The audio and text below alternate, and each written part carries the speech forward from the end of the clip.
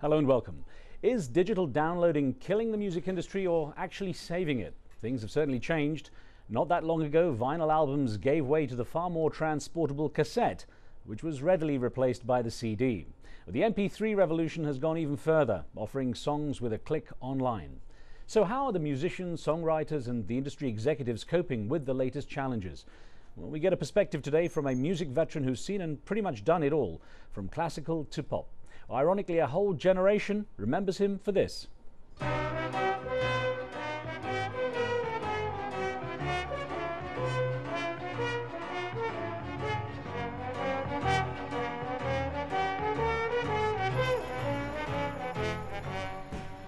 But his repertoire goes way beyond the Wombles. His most recent adventures saw him taking on the big labels and finally launching his own.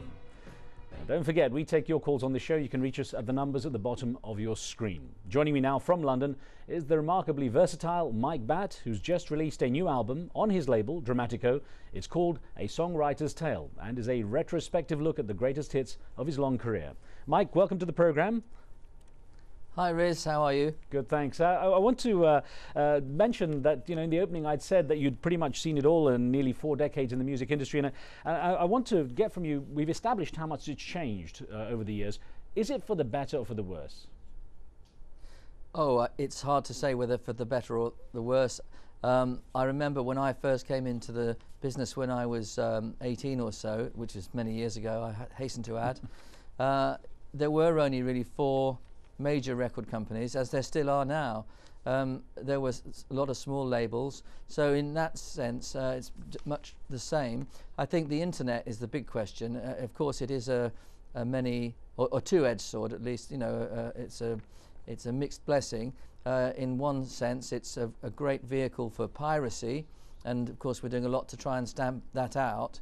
In my role with the British phonographic industry, I have a lot my ear to the ground on those matters, so we can talk about that if you like. But also it's a fantastic opportunity for not only for record companies, for artists and writers and all sorts of entertainers and people who have things to say, writers, book writers, anybody who wants to put their work out to the world. It's just a marvelous thing. It just needs controlling in terms of making it possible to make a living at the same time. Right. It's interesting, and I'll ask you about what you did with your own label in a second, but we had an email that had come in from London, from Harfia, who wrote in saying, music used to be a person-to-person activity before big money got in the way. Without big money, the music world would be a better place, and artists will no longer feel pressured to conform to perverted ideas of what sells. And I wonder, how do you regard the commercial pressure that the music industry faces? Well, actually you could say big money is involved in more or less everything from television to films and records, but funny enough the money involved in records is tiny compared to, say, the money involved in films. That's why you usually have too many chiefs and not enough Indians, as they say, in films, and directors have great pressure on them from producers to make a certain type of film. Record producers have much less pressure, although they do have quite a lot of pressure from record companies to make a certain kind of record, but they may be only spending £100,000 or £200,000 on a record, where a movie might take 20 million. So we are talking different kind of expenditure.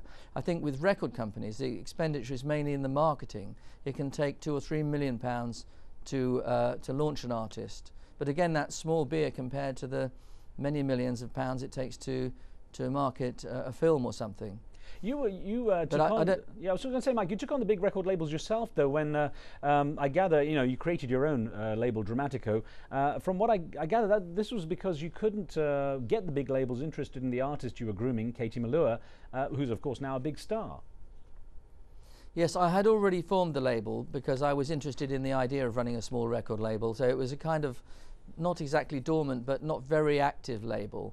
And when I did indeed take Katie to New York to meet all the presidents of the various big record companies, and the same in London, we went round everywhere, they all said how fantastic she was, but somehow they sort of lost the phone number after we left their office, and so nobody actually took the bait, as it were. Perhaps that's the wrong expression, but nobody wanted to sign Katie.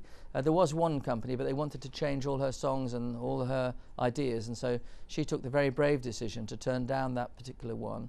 And she said to me, why don't we do the record on your label? And I said, well, I'd be happy to do that. We'll do it at my studios, and I'll, you know, mortgage the dog, and we'll see what we can do to get this away together. You actually, you know, I know from reading about you and from hearing stories about you, you're a man who really, you know, devotes everything to your pet projects. Now, you devoted a lot to getting Katie Melua off the ground. From you know, the other pet projects of yours, I heard about the Snark 00. You put everything into it. Someone who puts everything emotionally, physically, and even financially into it. And I gather that, you know, you really did put your own money and put yourself on the line to get Katie off the ground to that extent. Now, I wonder, you even did a production after you had a spinal injury and a neck brace because you wanted to be there. What is it that drives you to be so involved like this? Well, you've done lots of research. Yes, I did have a very nasty car crash on the way to a video shoot, and I was so disappointed that I went back 3 weeks later in a neck brace, which was, they bolted into your skull. That's why I got these funny little scars here.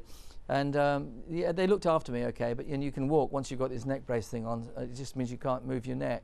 I don't know. I can't. I am sort of driven, I suppose. I think it's just that maybe sometimes I try too hard, and you do sometimes as well. By trying to push something through, you can crash and burn, which has happened to me a couple of times, where I've nearly lost everything, or let's say in this particular case more recently where I actually did have a crash, but that wasn't to do with trying too hard, that was just somebody being silly on the road. But it's something you do, though. I mean, your repertoire is fantastic, everything from classical music to pop. We saw you there conducting, you know, you perform and everything. And one thing that you've just released, I should mention for our audience, and we did mention already, Songwriter's Tales, your new album, revisits some of your old work. And I know one of your best known songs is also on that, Bright Eyes, and I'm just going to let our viewers hear a bit from the from the new version, from A Songwriter's Tale. Of course, Art Garfunkel did the original that you had written.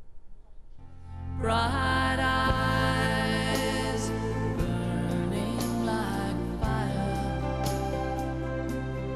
Bright eyes, how can we close and fail? How can the light that burns so brightly suddenly burn so pale? There's you singing Bright Eyes, and of course scenes from Watership Down, the film and production that made that song famous as well. How has it been revisiting your work of, you know, your sort of past hits? It's been fascinating actually to put this whole album together, because it's a revisit, as you say. It's a re-performance of some songs which were hits for me in countries outside of the United Kingdom, where the Wombles had sort of tainted me a little bit, although I really was proud of the Wombles and I had a great time. But I do have somebody, you know, I accuse myself, I suppose, sometimes of having a rather overdeveloped sense of humour. So the Wombles became a big thing in England, and it's very difficult to be taken seriously as a singer-songwriter after that. It's taken years, but I think, you know, perhaps I'm getting there eventually. And also there was a whole group of songs which were hits for other people, as you say, Art Garfunkel with Bright Eyes. There was A Winter's Tale for David Essex, I Feel Like Buddy Holly, there was Caravan Song, and all these other hits which I'd written for, thankfully had been hits for other people, but I'd never had a chance to sing them as a singer. So I decided to go back into the studio. We went to Abbey Road with my favourite rhythm section. We had a great week, and we recorded these songs, and it really was a great experience. I think as you get older as well, your voice changes a little. It got a bit more gravelly, which I wished I had when I was 20. And also, as somebody in their 50s, you look back at the songs you wrote when you were 20, 30, 40, and you interpret them rather differently, because you're actually a different person by then. A little divergence here, because we showed a picture there of you with Michael Jackson, with Billy Connolly and Ozzy Osbourne. You've worked with all the top artists. You also had Margaret Thatcher there on the drum kit. You're teaching her to play the drums. Ah. How did that well, come yes, about? she actually she visited Abbey Road more as a PR exercise than anything, on a day when I happened to be there doing a session with an orchestra, and we got talking, and actually we got on quite well. She then appointed me to an education committee she was for the curriculum that she was doing, that came later. But on that day, she invited me to come down into the studio with her. I don't know whether to keep her company or whatever, but then she was sitting at the drums. She said, well, how are you supposed to play them? So I said, well, this is how you do it. Not that I can play the drums very well, but I think it was more of a PR picture than anything for her than it was a drum lesson. I don't think she can play the drums any better. She probably plays better than me, and I consider myself a drummer, so it's scary. You know, I wonder with the thing I'd mentioned at the beginning about how the industry has changed, how have you managed to keep up with the times? How have you adjusted to the change in formats, the fact it is click online now to get music? iTunes now is like the second biggest seller in the US of music. Well, yes, I think it's a great thing that you can click on a website and download a reasonably good quality, not as good quality as you could buy in a shop, but a pretty good quality on an MP3.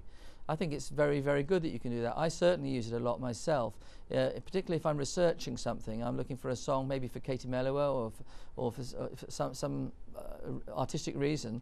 I can click on, you know, Brown Eyed Handsome Man by Chuck Berry, and I have 16 versions by 16 different artists. Right. It's almost like Googling a song and then having it available straight away. So I think it's a fantastic tool and great for the ordinary consumer in the street as well. But I wonder, you know, when so many record shops apparently are closing, and there's some places where they've actually closed down completely in towns because people now are totally online with music, especially in university towns. For example, Chapel Hills, North Carolina apparently closed its last record shop, you know, music shop.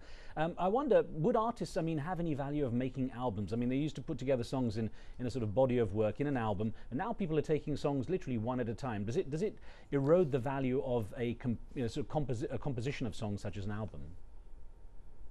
Certainly, from my own point of view as a producer, I always like to make an album start, have a middle and an end, like a story. I even used to draw a little mountain range of my albums, which might sound a little bit pretentious, but it gave me an idea that, you know, there was a big song at the front maybe and a softer song after that, and there was a pacing to the whole thing, and I always try and make it so that I actually think that it's a good idea if people have the whole album, because then they get the feeling of this is what the artist wanted to express at that time.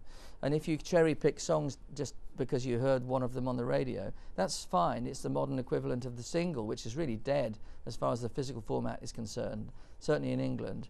And yes, it's a problem from an artistic point of view. If you go to a lot of trouble to make something into a little babe that's work of art with a small W, or maybe even a large W if you're clever enough, you want people to hear that whole thing, and it is a pity where you put your finger on it. It's a pity we've lost that entirety of that particular work.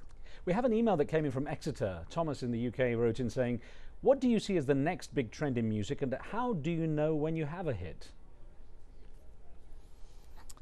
Well, there's two questions. What do I think will be the next big trend? It's impossible to say. If I knew, it would, you know, well, I'm glad I don't know, because it would be too predictable. And I think the great thing about the business, whether it's music business or any other art, is that we don't know what's around the corner. I think when the jazz revolution happened in England in the 50s, no one knew that the Beatles were just around the corner, even though everyone was playing Chuck Berry. Again, I've mentioned him twice in this interview. R&B was the big thing, and anyone must have seen that coming, but nobody did. Suddenly you have the Rolling Stones and the Beatles all playing Chuck Berry, and then it moved on from there, and they developed into something else. So I think the wonderful thing about our record industry, as I call it, for want of a better word, a less commercial term, is the music world. The spectrum of it is so wide. I think it's not so much a question of what the next big thing is, because I'm really anti-craze. I hate the idea of fashion in music, although it has to happen, but it's happening.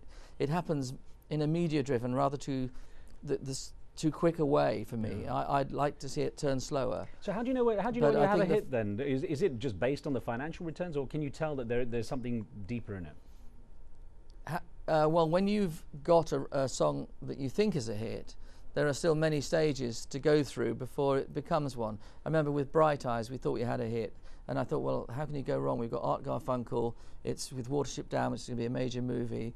Everyone likes the song, but then it was taken out of the film 4 times before it was then put back in 4 times, thankfully. and then the record company dropped it because it wasn't getting any radio play. So all the chains, all the links in that chain were broken, and eventually I had to mend them, and eventually we did get some radio play by doing it ourselves. So that was by pushing it and making sure it happened. So we sort of thought we had a hit, we knew we had a hit, but it wasn't going to be a hit. So you can't always control it. I think then if the question is more centered towards the end game, in other words, when do you know when you've got a hit? If there's no chart, if there's no singles chart that's really of much use, which is the case these days, you don't really know. It's all about selling albums, and there is a reasonably reliable, very reliable English. I'm talking purely about the UK now. Right. The chart information, you can tell every day exactly how many records you sold to the last record, and exactly where you sold it, which town. So you can tell whether you have a hit. It is because you've sold more records than the person who sold fewer than you did. So that's how you tell. Now, when you were 11, your grandmother gave you an album called Music for Frustrated Conductors, and in that had you stacking up your furniture and pretending you were conducting an orchestra, with each item of furniture being the horns and the violins and so on. And an email that we had in touches on the way, obviously, you got into music and so on, and the way other children or young people get into it. Kenneth in the US, in Texas, said, in the US, music education is being left behind for lack of funding. How do you keep something like music education and all its many benefits in the schools with ever-increasing budget cuts? Very, very difficult. I remember when I was on, we talked about Mrs. Thatcher asking me to be on the Music in the School Curriculum Committee. And we asked for, visiting music teachers to happen all the time, and we were told there was just not the resource for it, right, and it had to be cut down. It is a very difficult problem. Music teaching is expensive. It can't always be provided by the state because the state always, I'm not a politician, but if I were a politician, I'd be telling you that, the health service might suffer if you gave trombone lessons to everybody. But there's one point where the web can be so helpful. There's a person called Justin Sanderco who played guitar for Katie for many years. He gives free lessons on the web, and he's an absolutely fantastic guitar teacher. Sorry to interrupt you there, Mike. We're out of time. But thank you for being with us. And thank you for being with us. On Monday, we examine the influence of Muqtada al-Sadr and the growing rift between Shia groups in Iraq. Don't forget, if you have any thoughts about pressing issues, send your emails to riz@aljazeera.net. We'll see you next time. Street Talk is next.